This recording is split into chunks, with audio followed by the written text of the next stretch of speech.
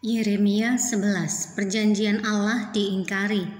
Firman yang datang kepada Yeremia dari Tuhan bunyinya, "Dengarlah perkataan-perkataan perjanjian ini dan sampaikanlah itu kepada orang Yehuda dan kepada penduduk Yerusalem. Katakanlah kepada mereka, beginilah firman Tuhan Allah Israel. Terkutuklah orang yang tidak mendengarkan perkataan-perkataan perjanjian ini,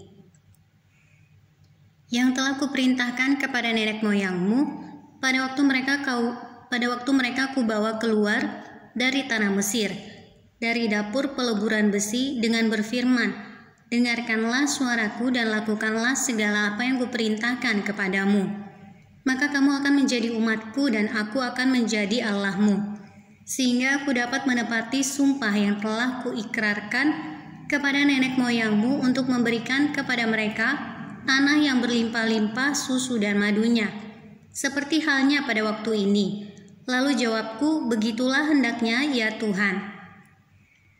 Berfirmanlah Tuhan kepadaku, "Serukanlah segala perkataan ini di kota-kota Yehuda dan di jalan-jalan Yerusalem dengan mengatakan, dengarkanlah perkataan-perkataan perjanjian ini dan lakukanlah itu.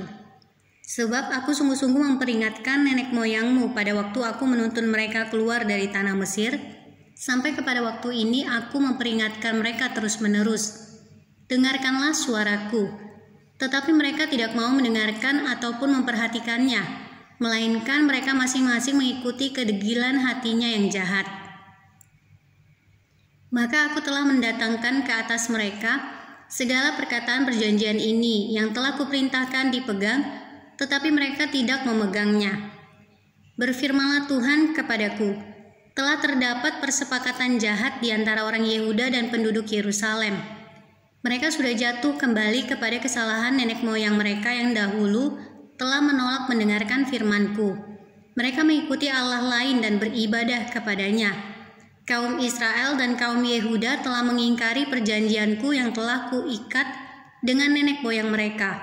Sebab itu beginilah firman Tuhan, sesungguhnya aku mendatangkan ke atas mereka malapetaka yang tidak dapat mereka hindari. Dan apabila mereka berseru-seru kepadaku, maka aku tidak akan mendengarkan mereka. Dan biarpun kota-kota Yehuda dan penduduk Yerusalem pergi berseru-seru kepada para Allah yang mereka sembah dengan korban bakaran, tetapi Allah itu sama sekali tidak dapat menolong mereka pada waktu mereka ditimpa malapetaka. Sebab seperti banyaknya kotamu, demikian banyaknya para allahmu, hai Yehuda, dan seperti banyaknya jalan di Yerusalem, demikian banyaknya mezbah yang kamu dirikan untuk membakar korban kepada Baal.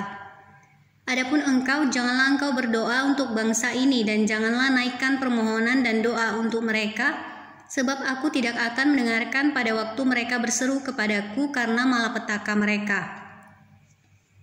Apakah lagi urusan kekasihku di dalam rumahku? Bukankah ia sudah melaksanakan rancangan-rancangan yang jahat?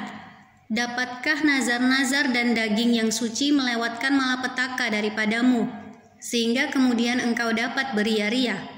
Pohon zaitun yang rimbun elok dipandang mata, pernah Tuhan menamai engkau, tetapi dengan bunyi keributan yang hebat, ia menyalakan api pada daun-daunnya, sehingga ranting-rantingnya terbakar. Tuhan semesta alam yang telah membuat engkau tumbuh telah menentukan malapetaka atasmu karena kejahatan yang telah dilakukan oleh kaum Israel dan kaum Yehuda untuk menimbulkan sakit hatiku dengan membakar korban kepada Baal. Nyawa Yeremia terancam di Anatot. Tuhan memberitahukan hal itu kepadaku, maka aku mengetahuinya. Pada waktu itu engkau Tuhan memperlihatkan perbuatan mereka kepadaku, tetapi aku dulu seperti anak domba jinak yang dibawa untuk disembelih. Aku tidak tahu bahwa mereka mengadakan persepakatan jahat terhadap aku. Marilah kita binasakan pohon ini dengan buah-buahnya, marilah kita melenyapkannya dari negeri orang-orang yang hidup, sehingga namanya tidak diingat orang lagi. Tetapi Tuhan semesta alam yang menghakimi dengan adil, yang menguji batin dan hati, biarlah aku melihat pembalasanmu terhadap mereka, sebab kepadamulah kuserahkan perkaraku. Sebab itu beginilah firman Tuhan tentang orang-orang Anatot yang ingin mencabut nyawaku dengan mengatakan, "Janganlah bernubuat demi nama Tuhan, supaya jangan engkau mati oleh tangan kami." Sebab itu beginilah firman Tuhan semesta alam, "Sesungguhnya aku akan menghukum mereka, pemuda-pemuda mereka akan mati oleh pedang, anak-anak mereka yang laki-laki dan perempuan akan habis mati kelaparan. Tidak ada yang tinggal hidup di antara mereka, sebab aku akan mendatangkan malapetaka kepada orang-orang Anatot pada tahun hukuman mereka.